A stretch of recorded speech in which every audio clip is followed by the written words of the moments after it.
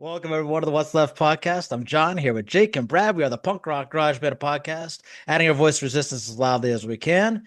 All back together again. Uh, we're here on the Dealization Nation Media Network. Please, before we get started, like and subscribe, especially subscribe on YouTube. If you subscribe on Substack, you get an email with a cartoon as soon as the video drops. So that's the easiest way to find out when our next video drops the fastest. But if you hit the little notification button on YouTube, you'll also get a ping, or the little notification bell. I'm sorry, on YouTube, you'll get a notification ping every time a video drops on YouTube. Um, Also, follow us on TikTok, Instagram, and Threads. Guys, the meeting happened. We had the meeting of Donald Trump and Vladimir Putin here in the United States of America. Yet another war criminal invited onto our soil. Yet another child trafficker, I think, is probably one of the key takeaways that I have here too. Like Putin's main war crime, one of Putin's main war crimes is trafficking children. Just something that the Trump administration seems to just not only accept but condone and just normalize it over and over and over again. I don't know if you guys saw. I do have a quick video of some of the me- uh,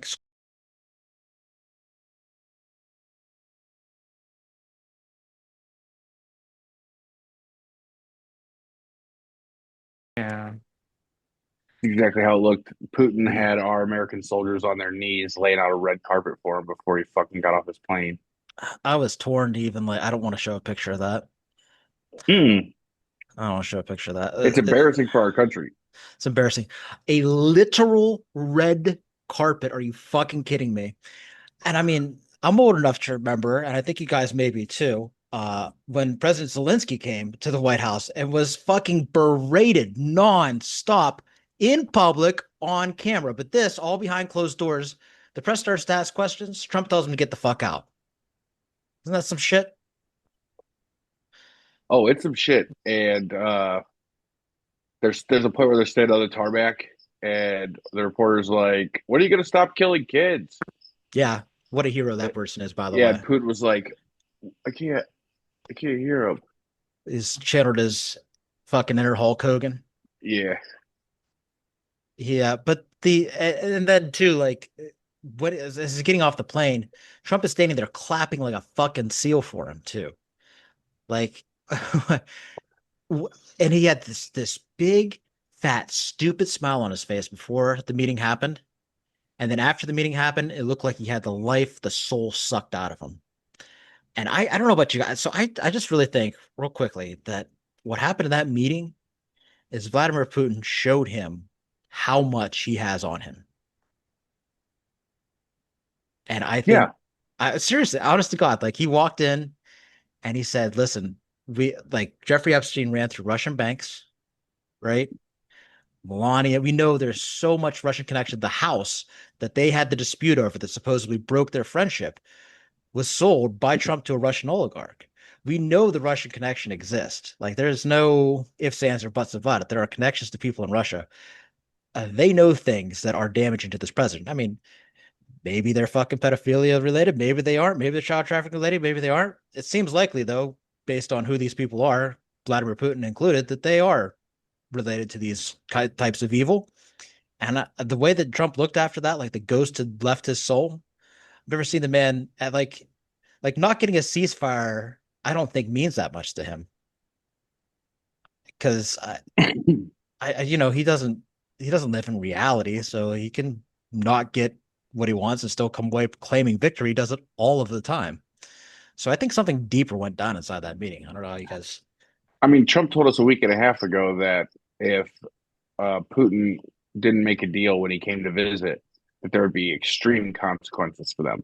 Hmm. He didn't tell us what the consequences were because it was a bluff, obviously. Right. But he told us there'd be severe consequences, and then after the meeting, there was no deal, No. and they're already trying to put it on Zelensky because the deal is Russia gets Ukraine, or there's no fucking deal. Right. And probably Alaska too at this point. I would not surprise me if like well we know that he's got the mineral rights deal that Ukraine made with the United States. Those minerals are going to Russia. And the mineral rights in Alaska too. So it was so bad that the minions had trouble spinning it. This one in particular, the the level of I don't know, what's it called? Like this is this guy's kink for sure. Marco Rubio is just loves the humiliation because this man has been one of the most war hockey, Russia hawk type people, China hawk people, and he just has backpedaled on every single thing. So he's on the morning shows and he's the one doing damage control for the Trump administration. And it's a disaster. Here's just one example of that. But again, but Secretary Rubio, we don't know what any of that progress is. And the president went into that meeting. You're not going to. Okay, the president went into that meeting saying he wanted a ceasefire and there would be consequences if they didn't agree on a ceasefire in that meeting, and they didn't agree to a ceasefire. So where are the consequences? Well, that's not the aim of this. Look, first of all, you're not going to reach the president said that was the aim. Agreement. It was what the president said the point was. Not only did they not get a ceasefire, they were bombing Ukraine the entire time, and they bombed Ukraine after the meeting as well. Like the entire time this meeting was happening, civilians in Ukraine were dying. The whole time. The whole fucking time. It was like a joke to Putin. He's like, watch this. I'm going to go over and fucking cuck Trump while bombing Zelensky. And cuck he did. I mean, he's a ginormous piece of shit, but round goes to ginormous piece of shit from Russia, not ginormous piece of shit from America. It's embarrassing that our president plays like second fiddle to the Russian dictator. Like, I don't. What president would go into any meeting without having his diplomats like assure him that there was some kind of win he could take from it? Like, why would you just walk? Like, he just really just thought that Putin was his best friend. He is literally one of the easiest people on earth to fool. Like, you see it all the time. People are just like, oh, sure, Mr. Trump, we'll give you $11 billion and, build a golf course over here. And then all of a sudden the country gets whatever the fuck they want and need or gets left alone. And it's just, he is one of the simplest people to break. He's easy. It's the same with every country or every company saying, we'll invest X amount of dollars, just stop tariffing us. And then he's like, they pledged $500 billion in investments. No more tariffs for them. Or brought a golden telephone or whatever Jake's boy Tim Cook did for him. Black with a glass. All American made. Yeah. Uh-huh. I'm sure. I'm sure. I didn't know Tim Cook was gay. Did you know that? No. Yeah. A lot of All them. that Fort Knox gold getting turned into iPhone holders. Yeah, right. It's all that Fort Knox gold is getting. Have you seen like the progression of the White House? Just like it's just getting trashier and trashier and more gold plated by the minute. Every time you see a picture of it, it looks dinkier. It looks like something in Boogie Nights.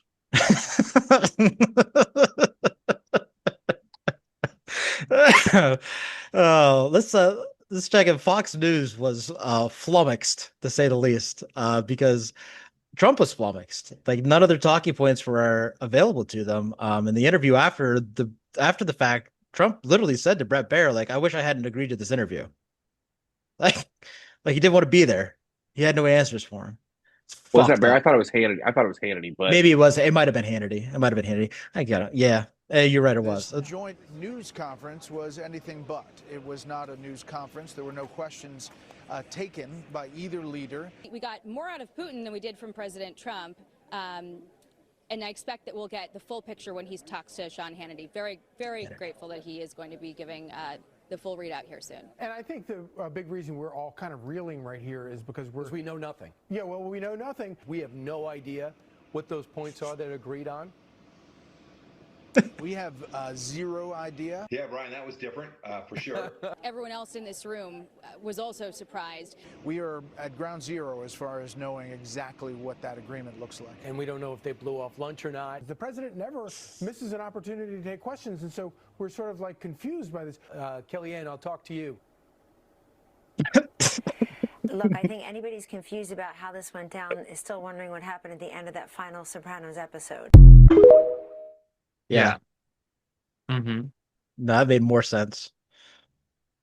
It's tough with like the pre-rehearsed talking heads are just clueless.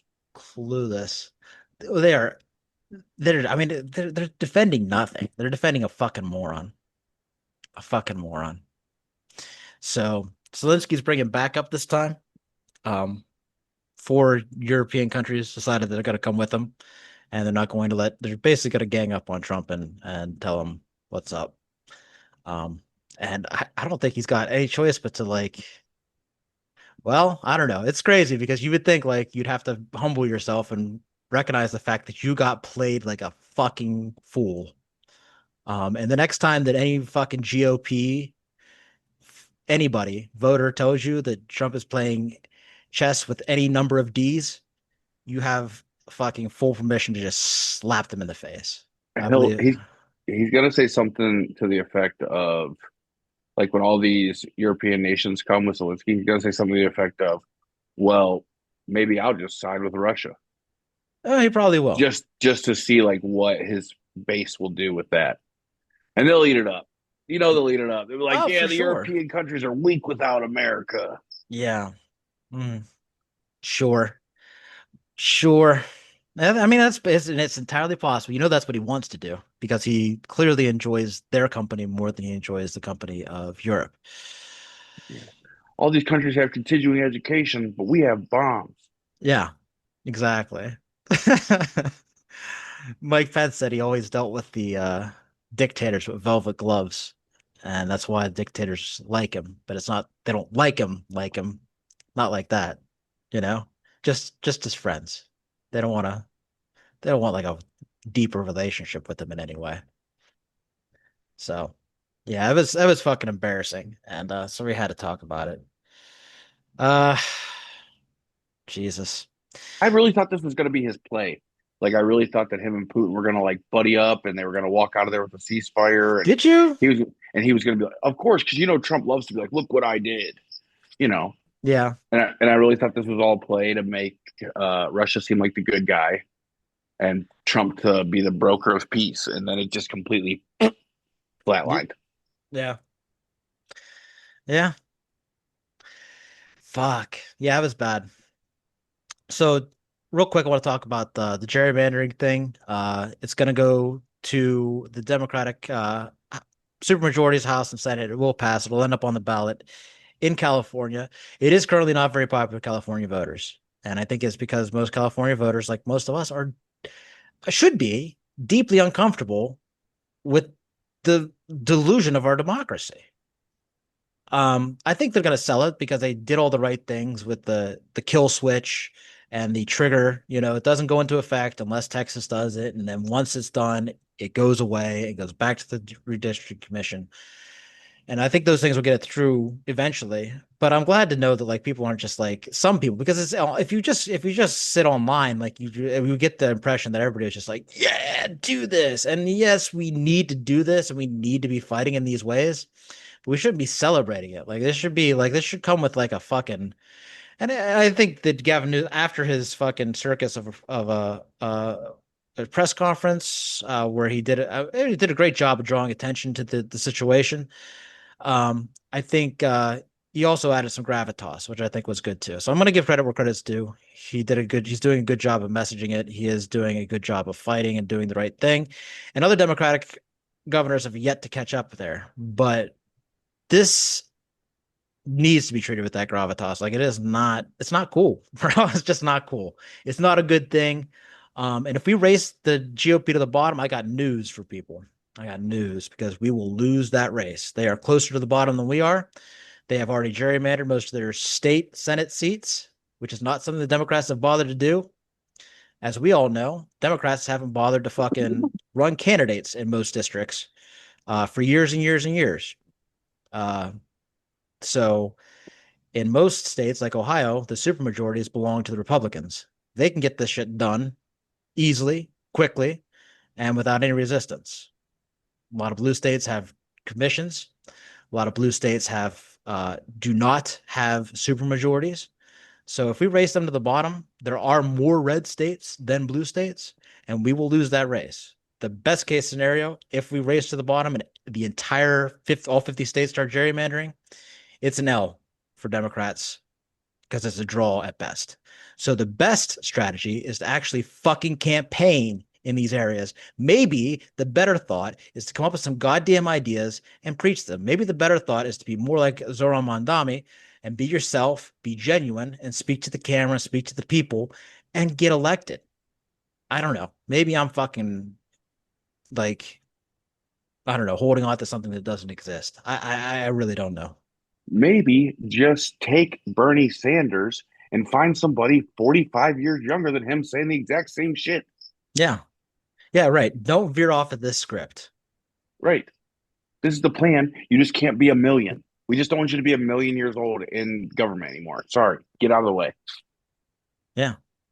Fucking dinos, dude. That's See it. ya. Get out. You're 75 years old. You don't have any idea what it's like growing up in America, creating a family, starting a family in America, starting a life. They have no clue. Zero. So it's crazy because like for us, I feel like capitalism is fuck shit, right? It has failed us. It's failing the generations below us, and the generation, even like the generation below that, like they look at this, they wonder why like people, why the younger generation would vote for something like Trump to be straight, just because it was destructive to the system that they know they are fucked. Like they look at this and they are fucked. Like we were fucked, they're fucked. And so they're not here for more of the same. I don't want to hear that shit. That's why No, I don't see how like my kids will be able to purchase homes. no. So do you think that the fact that Mamdani is a socialist was necessary to his campaign, or do you think that he was simply just genuine and spoke about affordability and that's what appealed to people? Or do you think that the actual policy of socialism is what is attractive to people, uh, younger voters, and gaining that enthusiasm?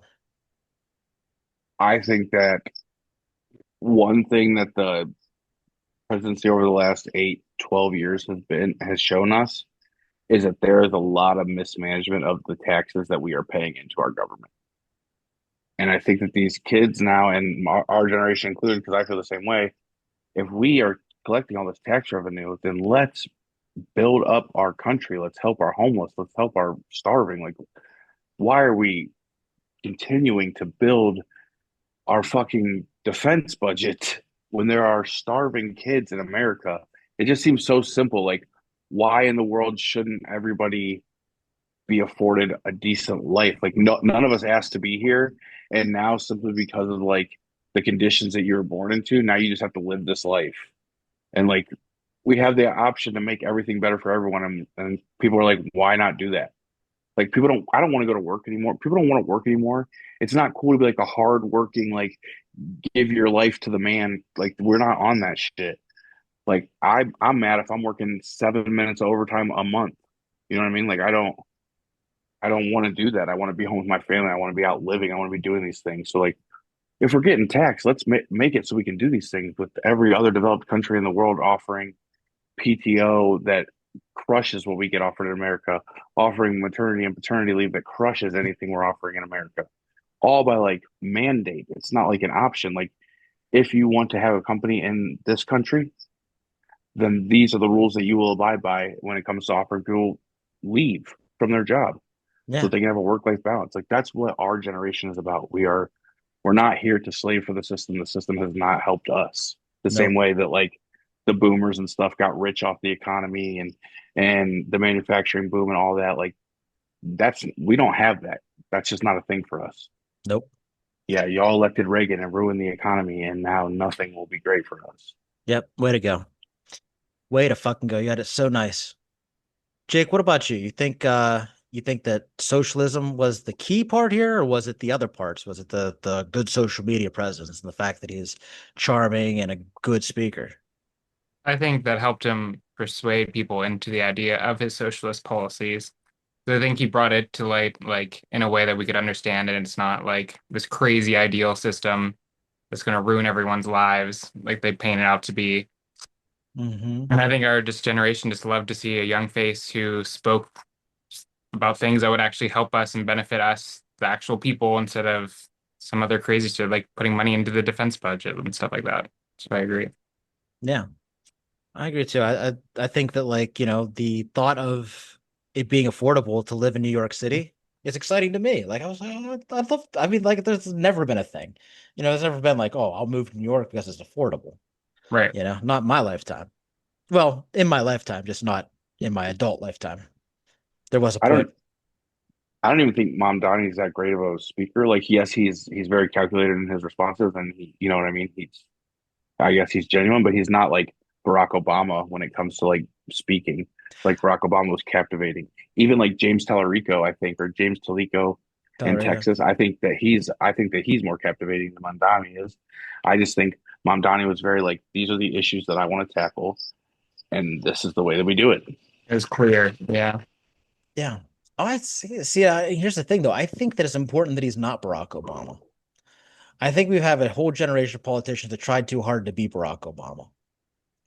And there is only one Barack. Like, you have to be you, is the point. Like, Tallarico is good because Tallarico is James Tallarico. He is himself. He is the preacher from Texas. He says what he believes and he sticks by it. Andy Bashir, the same way. Zoran Mamdani believes in what he believes in, and he stands up for it. He doesn't back down from questions about Israel because it might hurt him politically, right? He doesn't back down from defending socialism because it's the right fucking thing to do. Because capitalism is a failed system that causes pain and suffering and homelessness and hunger. It's a bullshit system that has brought on some of the biggest monsters of corporations and billionaires that the world has ever seen. Like, it is as bad, if not worse, than it was during the time of the robber barons in this country. We are moments away from being pushed back into fucking factories that do nothing but cause cancer and pollution. It is seriously on the brink of becoming it is existential already. I don't even know how to explain it. Like, it's on the brink of being one of like end time type shit. Like, end of this. It is the end of this country. This country is over. The damage is done. Yeah, get back at the factories until they can automate your position, and once they can automate your position, they will exterminate you. Yeah. That's what it'll look like. They Right. only need humans for a little bit longer. That's seriously, like, they've said that much out loud. Peter Thiel says it all the time, and that's the man funding the vice president. So I don't know. I know you guys want to get to the other Oh parts no, of the it's show. cool. That's super important. I think this all kind of started with us talking about gerrymandering, and it is so important that we understand what is at risk. I By was like Texas, it looks like Texas isn't going to be able to do that. Like no, I hope they democracy just showed up, and I honestly hope that California doesn't get to either. And I hope that like when they start pulling people and they ask them why, it's because our right to vote is all we fucking got, man. Stop letting yes. these fucking people take our right to vote.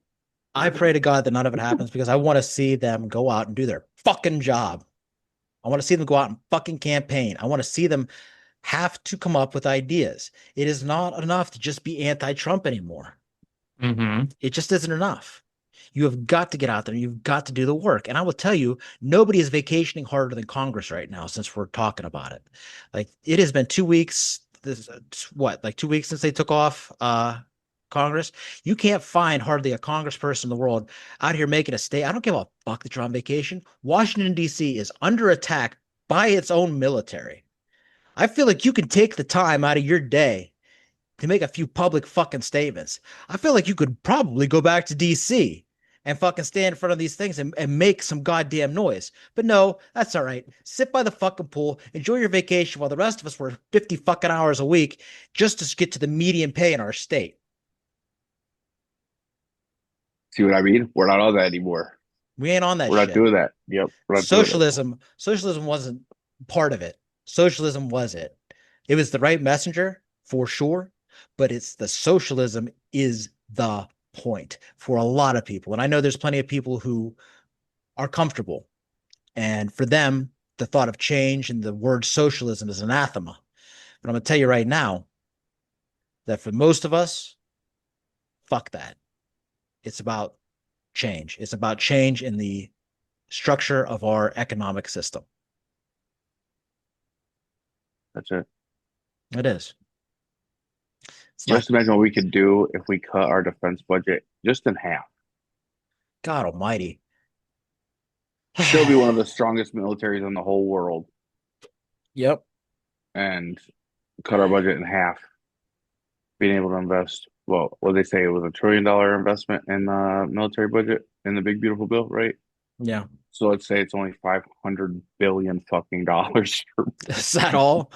for military equipment in the defense budget. Jeez. And we could use $500 billion to reinvest into our community. Yeah. Or bet it all on black, maybe pay off this national debt. Fuck it. You know what I mean? Fuck it. I mean, honestly, if you paid off the national debt, I guess you would have. I guess the only case that I would have, the only reason I would be for that is because it would allow you to take all of your revenue that you're making now and spend it. Yeah. Yeah. Yeah. But all of our revenue now is coming from tariffs, and it's not close to covering the bills, not at all. And it's costing us all fucking money. I mean, I just, my electric bill in my apartment is $200 a month in my apartment. Like, not my house, not my business, not my fucking warehouse, my apartment, $200 a month. Get fucked. Right. My electric bill was $350 this month, or $370, I think it was. Yeah. What are you doing? What am I doing? Lights on? No, I don't even charge my bike here. I charge my bike at work. As you should. Every like main interior light in my home has been converted to LED. Listen, fellas, I am not, listen, boomers, I don't need a fucking lecture on leaving the lights on too long. Electricity is too fucking expensive. That's what I'm saying. Like every light in my house is LED. Like I'm saving energy in every single light in my home. Stop standing in front of the fridge with the door open for so long. How about that one? Yeah. Take what you want and get out of there. Take what you want to get out. Maybe we're playing so many goddamn video games. I will tell you though that as a dad now, and I don't know if it's just like something kicks in, nothing upsets me more than a bunch of lights being on in the house when nobody's in the room. I don't know why. I don't know why, because I used to get bitched at for it all the time. But now, dude, oh my gosh, I'm like, why can't they just hit the goddamn switch? It's a fucking switch. It's right there. I'm obsessive about turning the lights off. I am. But yeah, my bill literally doubled in 2 months. Yes, doubled. that's what I'm saying. It went way the fuck up. Way the fuck up. And not to mention groceries too. Like, just, I buy whatever's on sale, and still, like, just basic stuff is is increasing, like, little by little. Like, it's gone from like 125 to 130 to 140 to, it's like 170 this week. And I buy the same shit every week. It's happening. There's nobody can tell me differently. I grocery shop. You know what I mean? Yeah. So This is one thing that doesn't need messaged, because people feel it. This is what happened to Biden. Like, people were feeling it, and he also didn't talk about it at all, didn't acknowledge it. That didn't help, but yeah, it's like it didn't exist to him, even though we were watching prices literally double overnight. Even though literally the exact same thing happened to Lyndon Johnson, the man still learned no lessons. Like, I think all the numbers in all actuality, like every single one of them, is just made up nonsense. Because they said even in like 21, when Biden took office, inflation was only like 9.7%. Well, that's a fucking lie, because things doubled. Like, that's not an exaggeration. That's what happened.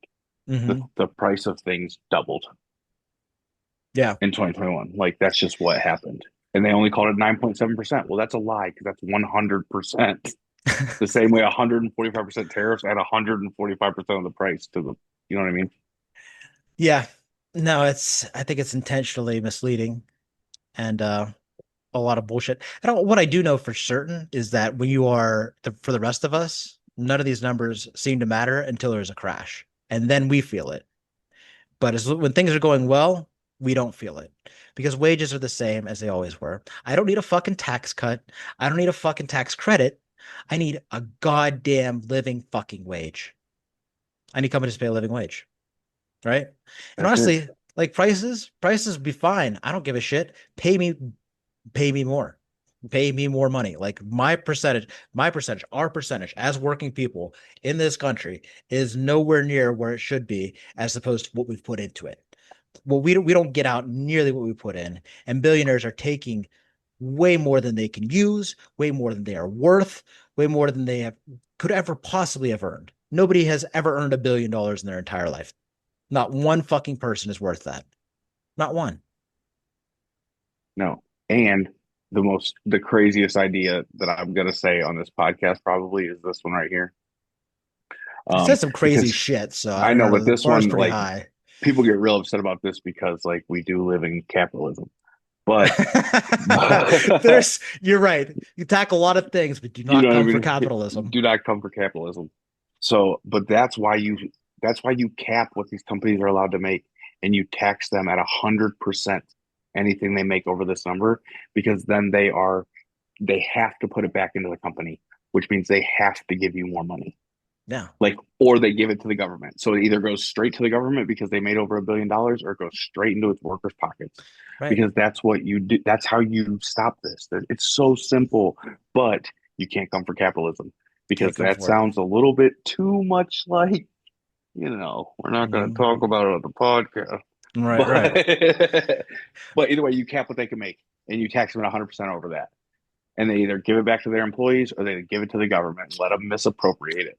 Absolutely. You can totally just balance the tax breaks where you get a tax break for benefits and for wages.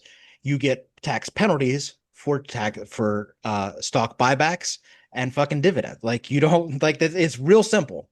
Like you want to do stock buybacks, pay taxes. You want to pay fucking employees, pay less taxes. Simple. It really is. Like it's not they make it out to be like this fucking complex, impossible to figure out formula like fucking say inflation, but it's not. It just isn't. It just isn't. It'd be very simple. There is no will for it because they really do believe and worship the idea that the so-called free, to whom I have no idea it's free to, but the so-called free market solves everything. And it solves literally nothing except for how to murder everybody who isn't a billionaire. Like that's the problem it solves. How to get rid of non-billionaires. That's the only problem capitalism solves. I'll fight anybody about that. Yeah. So that's our little fucking commie rant for the day.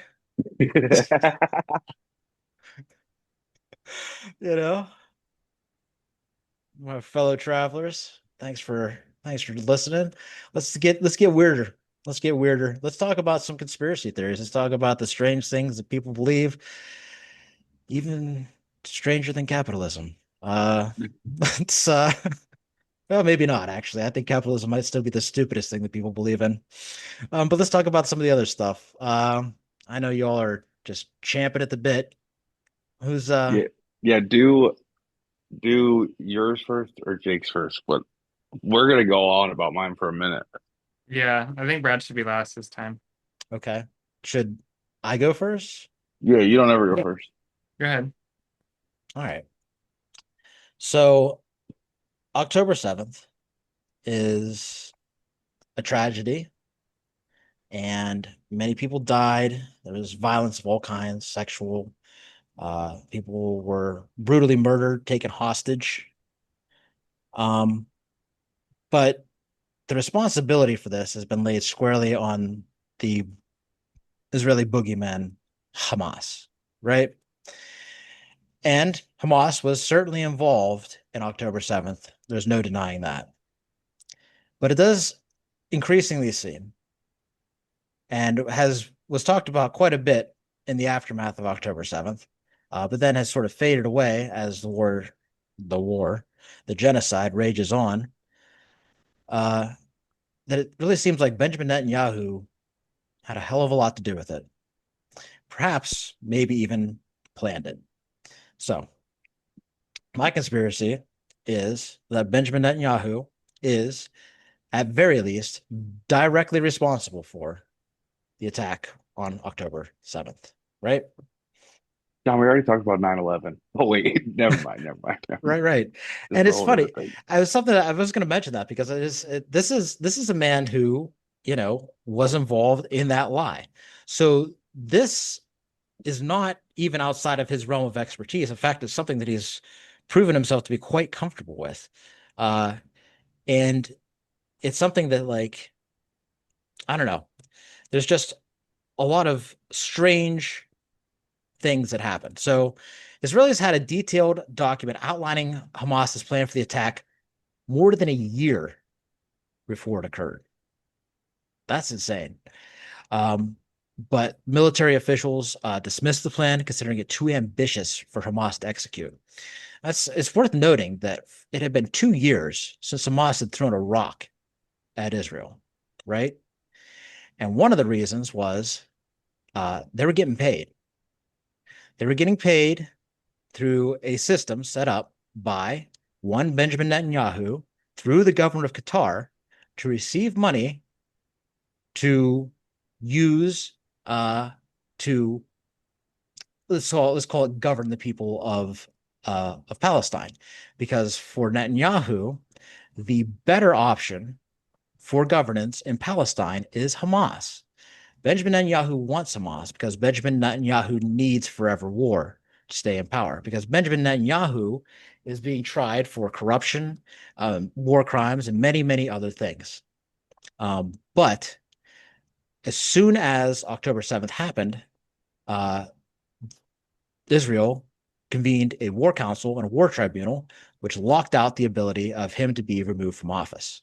So he is stuck there. And so that was like, I don't know, it's sus as fuck. It's sus as fuck. Okay. Like, the man was getting ready to be pulled from office. He tries to attack the judicial system, and it starts to fail. Israelis rise up. They say, absolutely fucking not. And so here's a man in full on panic.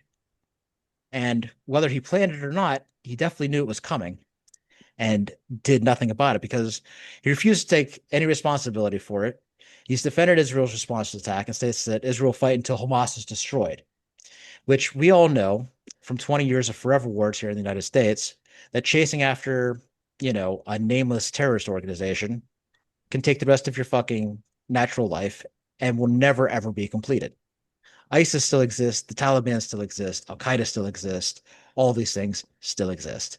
None of those things was eliminated at all by the entire might of the United States Army, with the combined powers of Europe, Canada, Earth, Wind, Fire, and Captain Planet, like all of it. And none of those people have been eliminated. So none of this will ever happen. So it is literally just a stunt to keep a forever war going.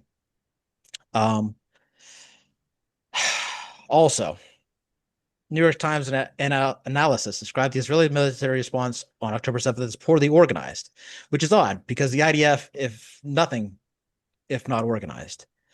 These are people who are drafted into their military at 17 years old. It's very much ingrained in who they are. So a poorly organized IDF is just not something you usually hear about. But setting that aside, the soldiers operated without a response plan or training and were just making it up as they went along. On the 31st of December, Eli Cohen told Mariv that the Israeli government bore responsibility for the October 7th attack, and an investigation committee was needed to hold those negligent accountable. The Haaretz editorial board, which is an Israeli newspaper, called for an investigation on the reported Israeli tank fire at Beeri on October 7th. Yonette reported soldiers were told to stop militants from returning to Gaza at all costs, despite fears they were holding Israeli hostages as they fled. In response to the fort's, Israeli soldiers have been instructed to follow the Hannibal Directive, an IDF policy to kill Israeli soldiers before allowing them to be taken hostage. Aisha Kasser, the author of the IDF Code of Conduct, called for the investigation, stating there's absolutely nothing to allow someone to kill an Israeli citizen in uniform or not, but it is assumed that many of these Israeli citizens may have been caught in crossfire, shot by Israeli soldiers shooting at Israeli soldiers being taken hostage due to the lack of planning and disorganization. Yeah, it says does not know how many civilians and soldiers were hit due to these procedures, but the cumulative data indicates that many of the kidnapped people were at risk, exposed to Israeli gunfire, even if they were not the target. One of the decisions made at 7:18 a.m. when an observation post reported someone had been kidnapped at the Erez crossing close to the IDF's liaison's office. The command came from divisional headquarters to dispatch a Zeke. The Zeke is an unmanned assault drone, and the meaning of this command was clear, and obviously that threat was eliminated. So it goes on, and these reports, they go on and on and on and on, and I won't read all of them because there is so many of them. But it's clear that it was chaotic. It is clear that even though they should have been prepared, they were not. And whether or not it was Israeli intelligence who failed, as Netanyahu claims, or Netanyahu who failed, as Israeli intelligence and Egypt and most people with half a fucking brain might claim, it's clear that Benjamin Netanyahu is responsible for the attacks on October 7th to me.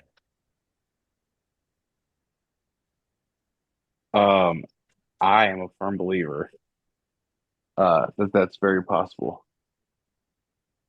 We know this is a man who very much lied in the aftermath of 9/11 to get his wars that he wants, and he's not afraid to do it. He's done it before. So I'm just throwing it out there, man, because when these, I just want it on record for when, we finally get some of these war criminals in front of the Hague. I just want it to be known that, like, we see you and we don't trust you. Yeah. George W. Bush. Yeah. That one's going to get us in some trouble. That one might be a little bit more controversial than some of the others that we have after it. But hey, the facts are the facts, Jack. Not controversial if it's true. I think I just saw on a podcast not too long ago that show Hamas to me right now. Right. I want to see them. Yeah. These are like, I don't know. Have them sit down with Tucker Carlson. Let me see one. They did have the Iranian officials sat down with Tucker Carlson. So why not? Let's see him. It is weird how Hamas seems to be the only ones not being killed in this process. Like everybody else is being eliminated fucking bit by bit. But those Hamas guys, boy, they're still alive and kicking. They're shifty, dude. Right? They just keep multiplying, Sometimes it's just like, oh, that baby's Hamas. Now they won't let injured Gazan children in. They suspended visas for that. How fucking sick is that? So, yeah, the whole thing is fucked up. Netanyahu is an evil monster. And no matter what we end up finding out about October 7th, what is for certain is that he could have done more to prevent it and did not.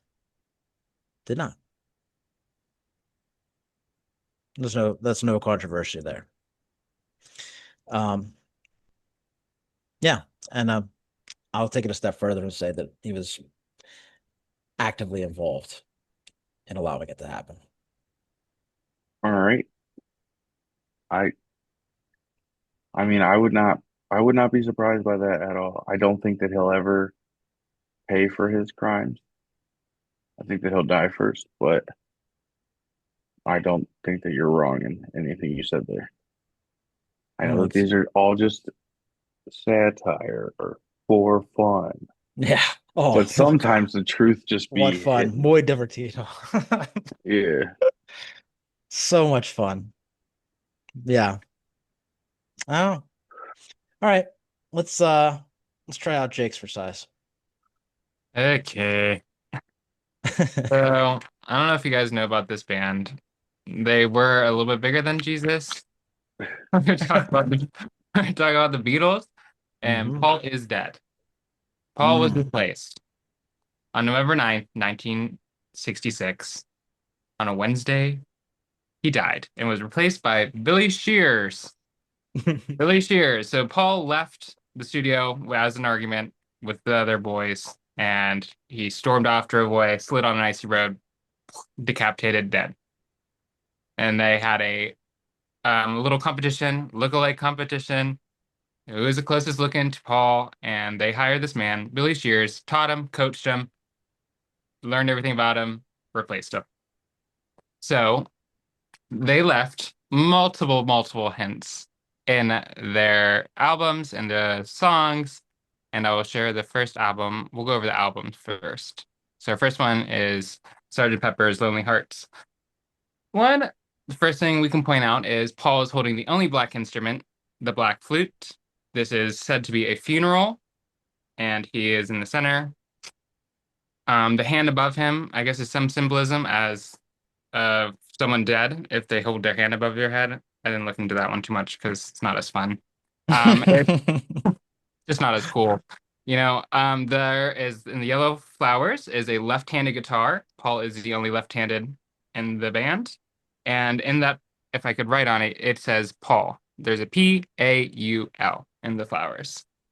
And then another fan found if you hold a mirror right under Lonely Hearts, it has the words or the numbers in the words. The first one is a 1, and then the word 1, the Roman numeral 9, and he died, which is November 9th. He died, which was the Wednesday that he died. Let's see. Then on his right sleeve, you can't see it very well. Can I zoom in? Yes, I can. There's a patch, and it's OPD, which could be officially pronounced dead.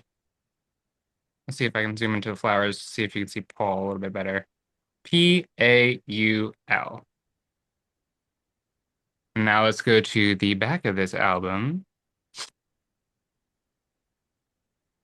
That's it. Okay. Officially pronounced dead, though. That one, I don't know. That one seems like a stretch. The rest of it seems pretty good. What was this one that was a stretch? The officially pronounced dead, the OPP. It's like the police badge. That one is proven pretty bad, but I had to bring it up still. Yeah, So, no, it's fine. I just want to point out that one's Yeah. weak. The rest of it's good though because it's real and it's obvious. Right. So the first obvious one on this one is Paul is the only one facing backwards. Mm-hmm. And the other little tidbit is George is pointing to the lyrics 5 o'clock when he died. 5 o'clock. Isn't that a little bit crazy? Yeah. Crazy. Isn't there like an official police report of a car that matches Paul's being in an accident, right? Yeah, there's so much that goes into this whole thing, but I only picked the album art and like kind of the songs. I didn't want to go too crazy into it. The next album art we're going to go over is Abbey Road. Pretty iconic, right? Mm-hmm. So we're going to talk about first John. He's in front and he is in white. So he's said to be the priest. Ringo, behind him in black, is the Undertaker. Then you got little Georgie in the back and denim. He's the grave digger. And then you see Paul. Okay, first thing we're going to point out about Paul is he's in black, which would be death. And then the cigarette is in his right hand. Paul is left-handed, and he always smoked with the cigarette in his left hand. And he's not wearing shoes, which I guess in Sicily means death. And then we're going to zoom in a little bit closer to this little Volkswagen back here. And I can't tell too good, but it says 28 if. 28 if, which would be how old Paul would be if he didn't die. Mm.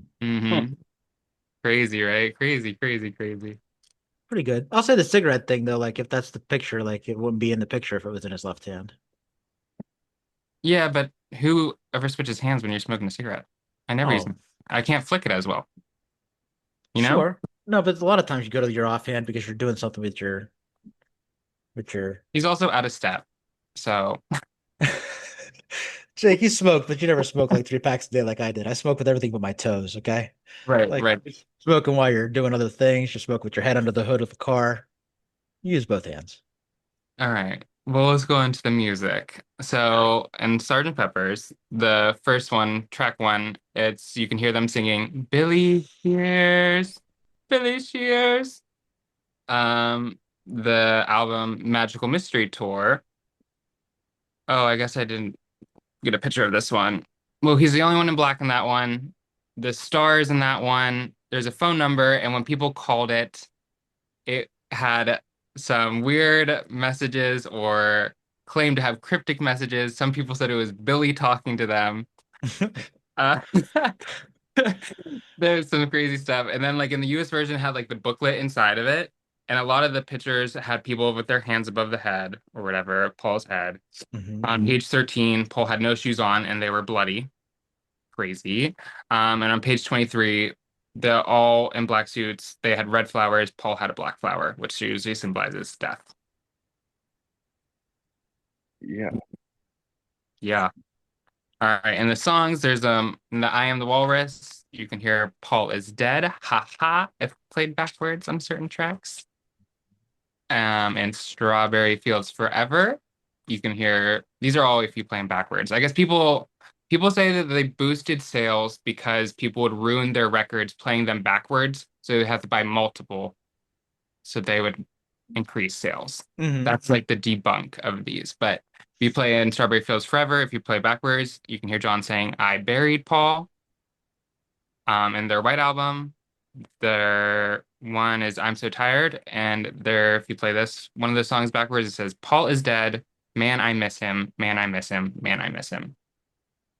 In Revolution 9, backwards, Turn Me On, Dead Man can be heard.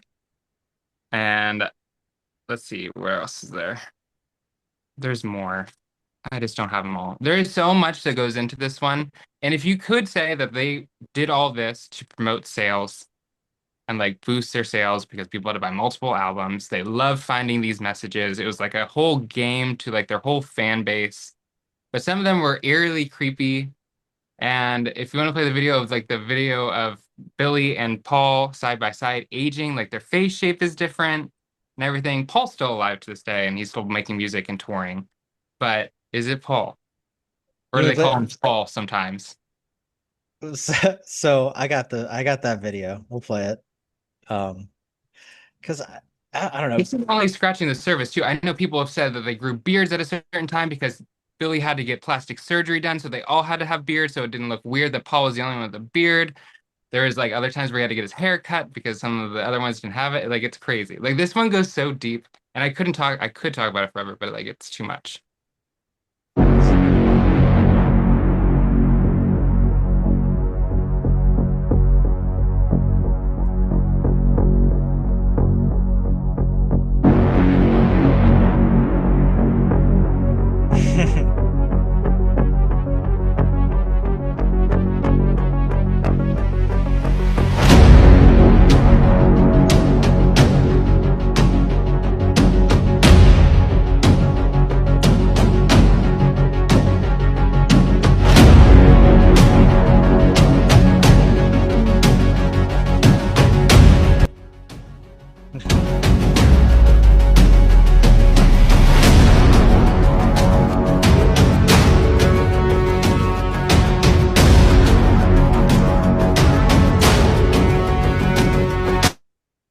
This music is a little much, right? Like even if it's true, I mean, it's just Paul McCartney. It's not like, you know. And another one, there's a Lifetime magazine when they first interviewed him for it. There's a picture of him and his kids and his wife. And if you shine a light on it really closely, you can see the car ad directly behind it going through Paul. I thought that was pretty cool too. Yeah. That's kind of wild. That should be their intro for every one of these.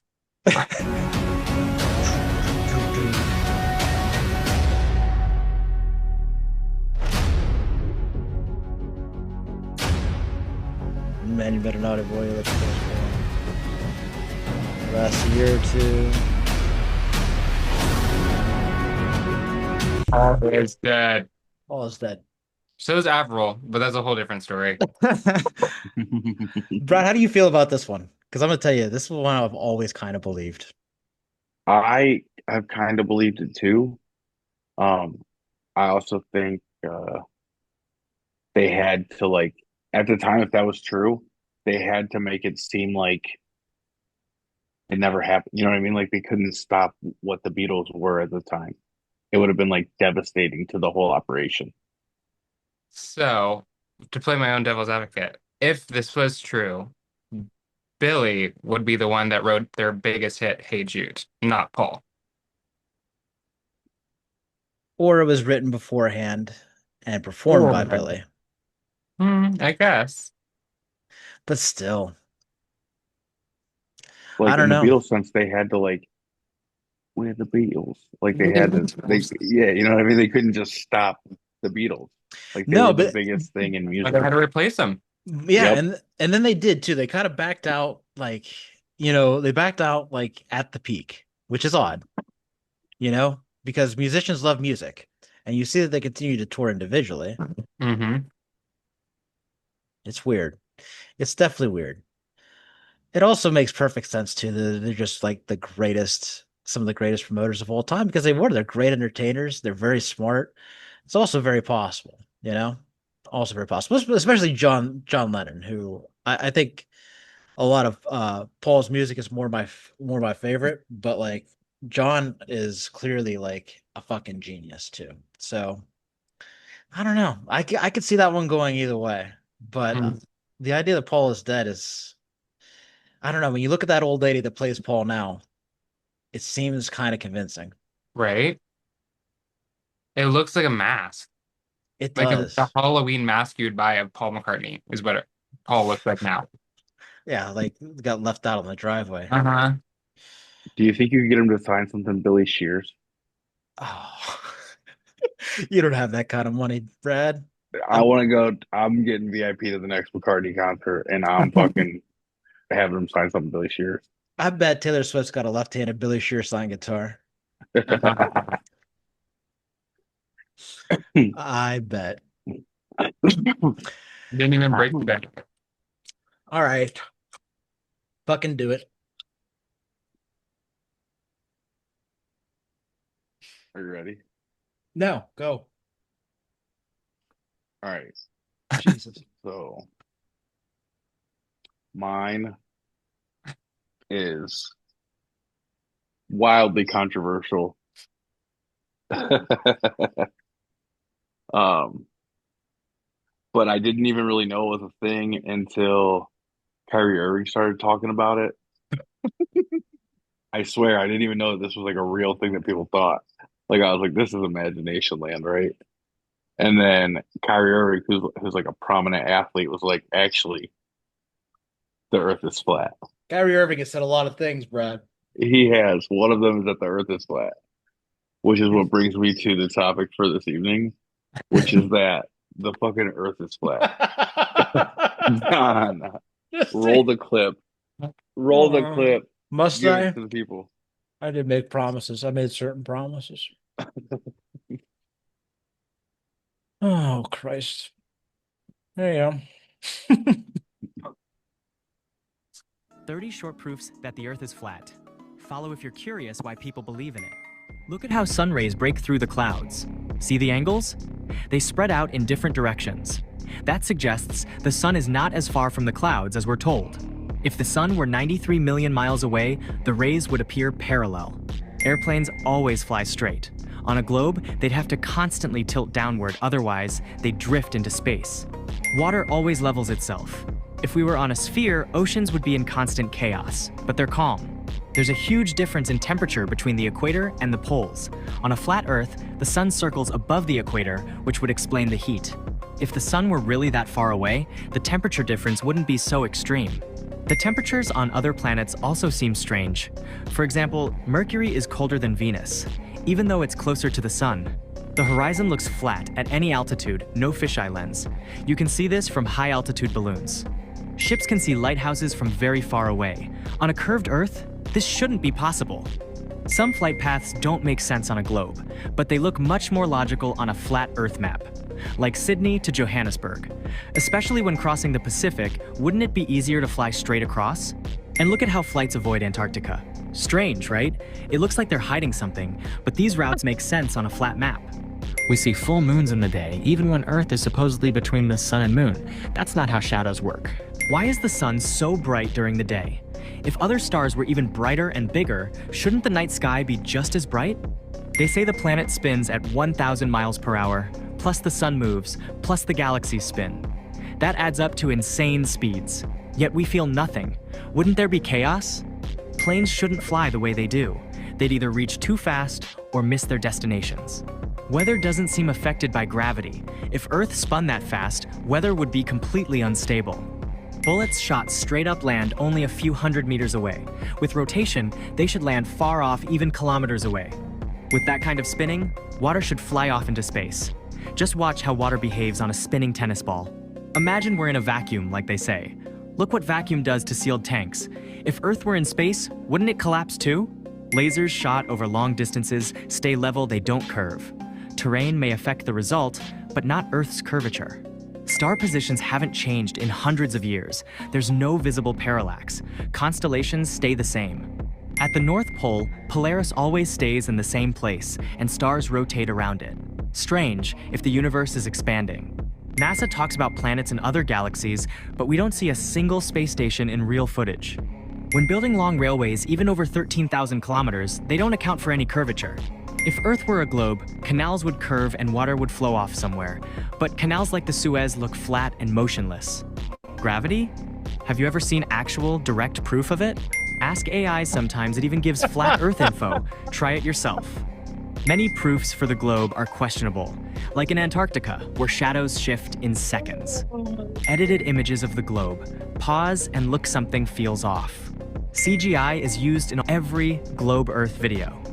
Radio signals often reach far beyond the horizon past where they should be blocked by curvature. Time zones don't align well with a rotating globe.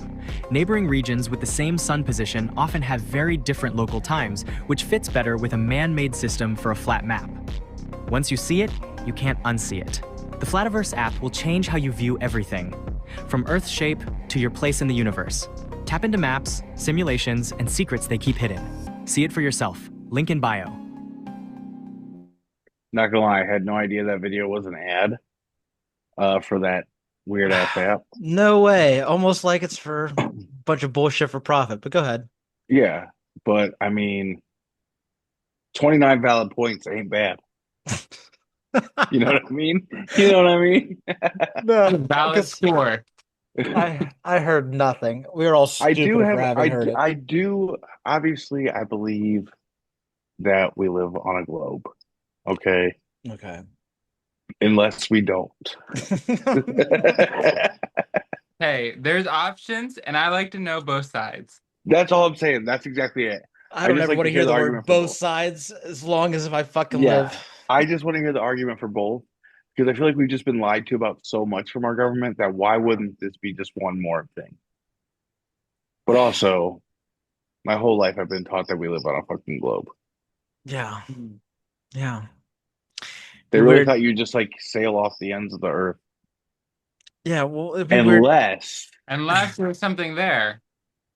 Unless there's something stopping us. Mm-hmm. And if you wouldn't mind just going to the second clip there, John. Oh no, there's more. I apologize thoroughly.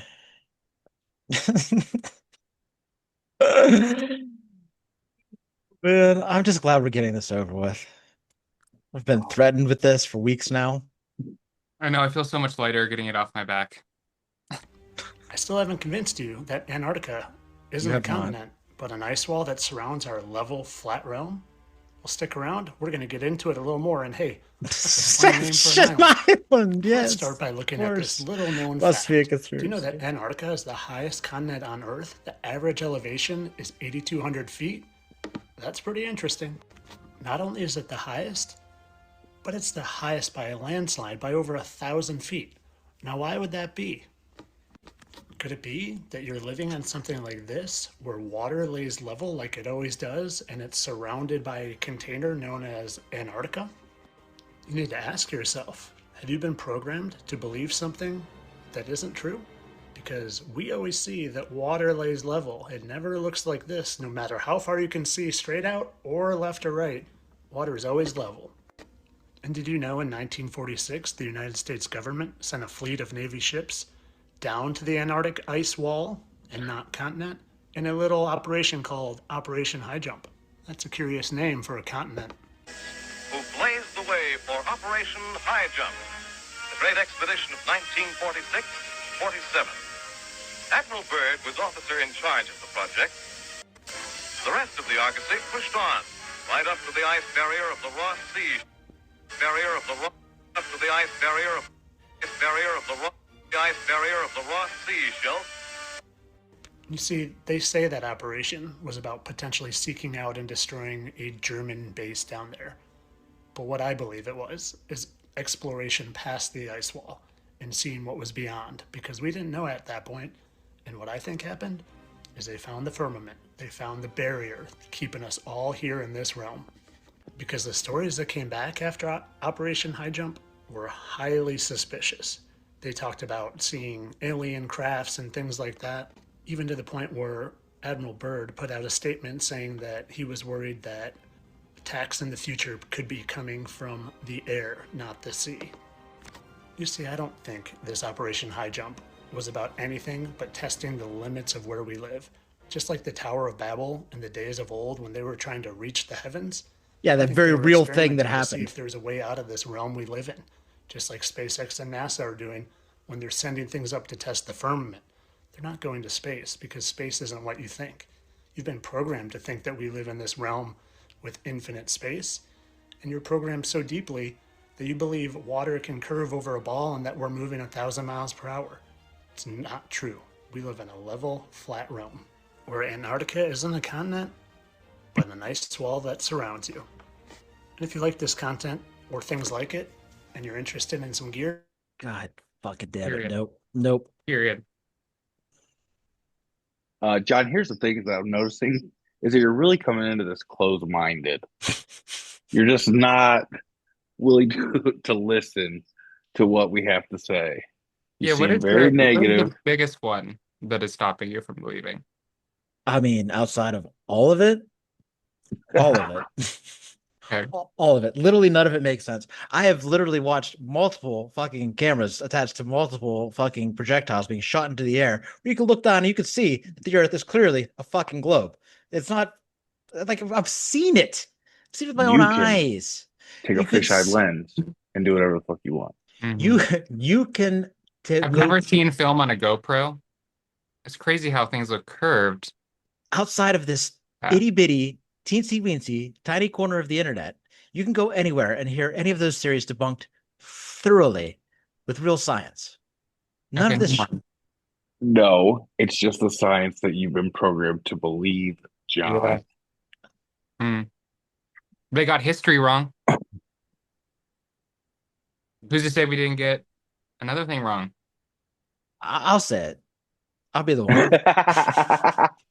Well, we don't care about that. Yeah. If we're spinning that fast, why can't a helicopter anybody go up? Whose main proof is that I believe is a fucking idiot, okay? You can't sit there. I believe it's not a valid argument, okay? That's some MAGA coded as fuck, bro. That's some fucking MAGA ass bullshit. Well, I believe. Well, who cares what you believe? Science says you're wrong, you fucking moron. I believe that fucking cum has a soul. Well, I don't fucking believe that you're a moron, okay? Like, that's what I believe. Gravity, prove it. Prove it. Fucking, if I was pull your fucking chair off from underneath you, that's what I would do. Prove it that way. But also, if we're spinning, just real quick, answer this one for me. If we're spinning, why can a helicopter not simply levitate and wait for its destination to arrive to it and then go back down? Oh my god. Go ahead, answer it. Physics, that's why, okay? Physics. It's a whole science behind it. There's a mathematical proofs. I'm not the one to ask, but and you know the argument about the basketball, you saw the tennis ball. Yeah, I saw a tennis ball not filled with molten lava. Like, that's what I saw. What do you mean molten lava? It's not close to it's not even close to a model of the Earth. Not even fucking close. So just because it has green fuzz on top doesn't make it a model of the fucking planet. You're right, because the planet should be flat. So you should have used a piece of paper. You should use a piece of paper and showed you what it did when it spun around. Really just think we're just some fucking bowl of soup floating through the fucking ethos. No, there's no ethos. That's what we're saying. This is all just like a science experiment for someone. I mean, that is a science experiment for someone. Who knows? Yeah. But it's a much larger science experiment than a fucking bowl of soup. Okay. Yeah. Why do you think we can't explore the deep sea? Because it'll just fall right through. No, because if you remember the billionaires who tried, you get crushed by the pressure of it all. Like, we just had incontrovertible proof that if you go to the fucking deep part of the sea, you get mushed no matter how much money you have. Or they had to be killed for what they saw. Yeah, probably the second thing, huh?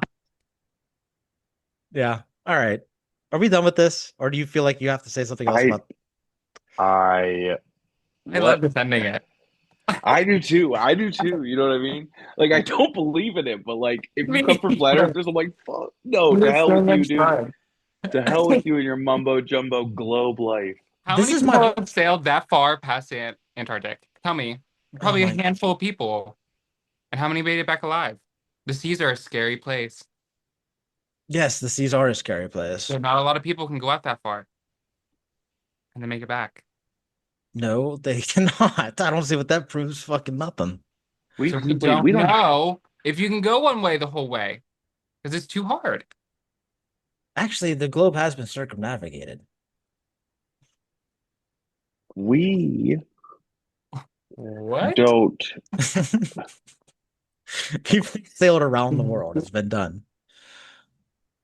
No, they just debunked that in that video of the 29 myths. Oh, right. They showed that the flight pattern makes a lot more sense traveling on a flat Earth. Yeah, if it was a fly, it was in boats. They did it in boats. They've gone around the world in boats. It's done. It's been done. Like they couldn't get messed up riding a boat. You see ocean all around you and you think you're going one way the whole time? Yeah, okay. Yeah, okay. Christopher Columbus. Yeah, you believe Christopher Columbus's spiel too. Listen, Columbus's spiel was like, even back then, nobody was arguing the Earth was flat. Yeah. Columbus just thought the Earth was smaller than it actually was. So he was like, "Go. It'll take less food. It's not going to cost as much. It's no big deal." His men almost killed him. He almost fucking died. He landed in the wrong spot, and it wasn't fucking India. There's a whole fucking continent in the way, which is what everybody fucking told him in the first place. Christopher Columbus was a goddamn moron.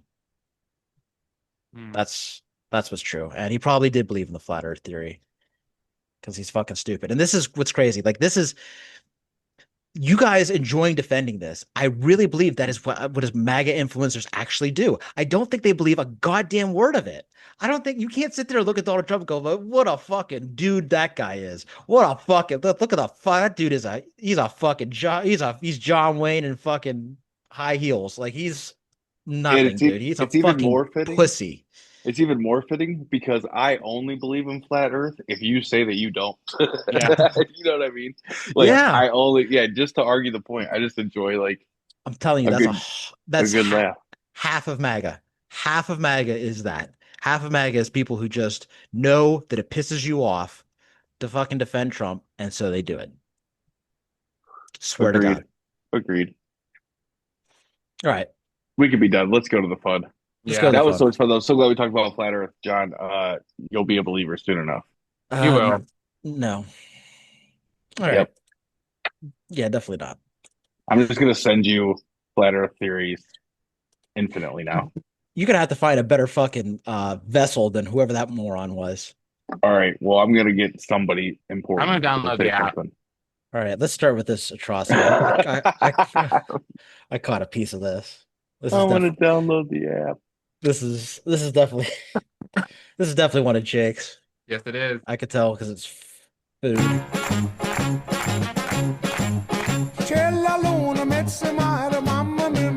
Hell no. Hell no.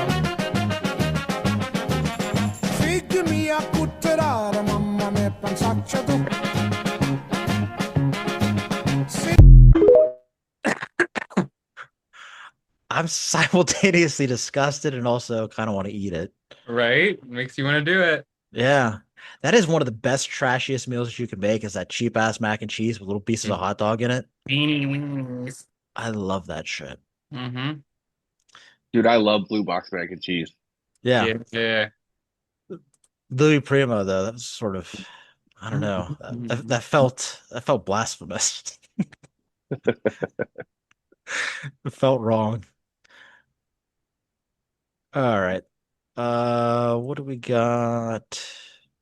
I don't know. That's serious. We'll talk about that a different time. Let's try this one.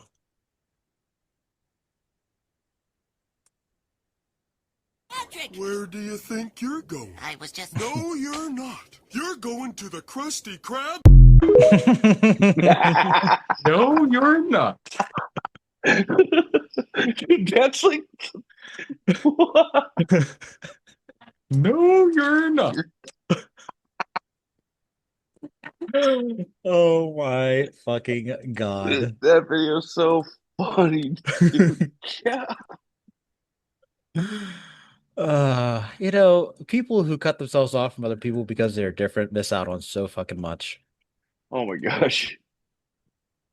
Here's one from me.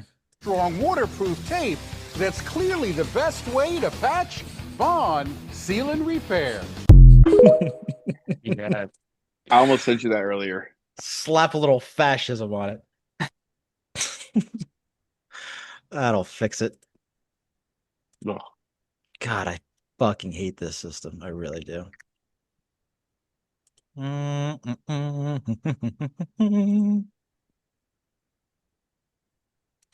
else do we have? Oh, I played my second one at the beginning. The pig and Trump. Yeah. I think this is back-to-back Brads, but that's all right.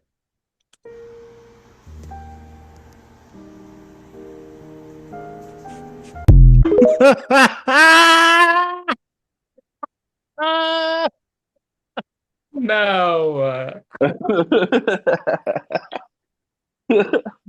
Oh my gosh. No. Oh man. Oh Jesus. That's phenomenal. The internet's undefeated, bro. The funniest place in the I'll world. tell you. And there's just so much love in that too, like Yep. it just shows that you love somebody when you can rib them from beyond the grave. It's fantastic. Oh God, more PragerU stuff. Hey there, Derek. My name is Little Cletus.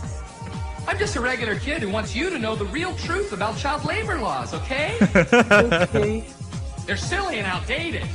In the good old days, kids as young as 5 could work as they pleased, from textile factories to iron smelts. Yippee, hooray! But today, the age-old right of children to work is under attack. From the Philippines to Bangladesh, and China and India, and South America, too. Boo-hoo! But you can help these children, Derek, by killing the Prime Minister of Malaysia. He's bad. What? Yeah, it's pretty accurate representation, I'd say. Oh. Oh shit. I wish I still had the dating one on here. I'd share that one again. That one was good. Yeah. All right. I think that's all the ones that we got for this go around. All right, fellas. Brad, how was the concert? Dude, the concert was dope. It was so sweet. It was sold out. So Blossom was absolute chaos. My brother took his RV, so we got like absolute primetime parking. We were 5 minutes from the gate or something because for those who don't know, Blossom parking, if you are arriving there, I don't know, an hour before the concert starts, you are parking in the back 40 and you're walking literal miles to the gate. But anyhow, so we ended up parking 5 minutes from the gate in the RV, hung out, played some cornhole, went into the concert, got situated for Tyga to come out and do his performance, which was cool. Lil Wayne came on at 9:45, and he was fired up, but the crowd was fired up, dude. It was nuts. I wish I would have sent you the video, just of all like the lights on. Yeah, during like even it'd be a Tyga's shame if we performance. had good content to put up on the Yeah. screen. Yeah, it'd be terrible. I know, what an idiot. I didn't even think about it, but I just thought we were gonna bullshit about this. I didn't, whatever. But anyhow, the crowd was freaking electric. There was a point where he brought out, like, he took like a little break and let some of the lesser known Young Money new artists come out and perform. And I'm not gonna lie, they were not very exciting. But I also think that like we're not really there to learn new music. You know what I mean? We're coming to a Lil Wayne concert just hear Lil Wayne perform classics. And for the most part, that's what he did. He did a couple of things off the new Carter Six album. But a lot of it was just smash hits of Lil Wayne because he just has like smash hits. He's got some bangers. Yeah. So, and he was so pumped up. And then like you saw, he did the little little thing after the show and said that, we were the most hype show on tour so far. And this, that, and the other, because it was freaking rowdy in there, man. Blossom is huge, and it was like sardines. We kind of moved down the hill a little bit, tried to get in, a little bit better view than trying to stay up top. And it was packed. It was packed. That's it was cool. Electric though, dude. It was so I love watching Lil Wayne in concert. That's good. I'm glad you enjoyed it. All right. Jake, do anything exciting? We're just going back to work. Going back to work. Yeah. Nothing. I know. Same. Nothing new. I did want to mention, what did I want to mention? Something. I told myself not to forget it, but I have. So congratulations to everyone. Now we'll never know. Oh, I did want to shout out the Cricket and Brad's Garage for being the real star of the show too. Like, it's been with us for 3 straight episodes now. And one episode it was popping off. I think it was popping off. Yeah, I think like 2 episodes ago he was in it. I don't remember what we were talking about, but got him excited. He really hates gerrymandering. He does. Oh. And he's very pro-Palestine. Because, crickets are people's, conscience. So good. Also, I didn't know that was getting picked up by my microphone. Oh yeah. At all. Oh yeah, big time. It's great though. I love it. I'll shut my garage door from now on. It's definitely not in my garage. No, it's cool. People love that shit. Maybe. I don't know. Maybe they hate it. I fucking know. Maybe they hate it. Hey, if you hear the crickets and it's driving you fucking nuts, let me know. And I'll go out there and shoot it with a machine gun. Yeah, leave it in the comments. Oh shoot. All right, guys. I think that's all the time we got. Let's wrap this thing up. Please do like and subscribe for us. It's a big help. We have been increasing our YouTube subscriptions, and we really appreciate that. Also, the podcast downloads on Substack are up. So thank you all. Thank you for being here. We love you guys. You make the Derealization Nation a fucking reality, and we could not do it without you. You can buy a t-shirt on derealizationnation.com. You can follow us on Instagram, TikTok, and Threads. Until next time, I'm John. I'm Jake. And I'm Brad. And that's what's left. Helen Keller, you're fucking next.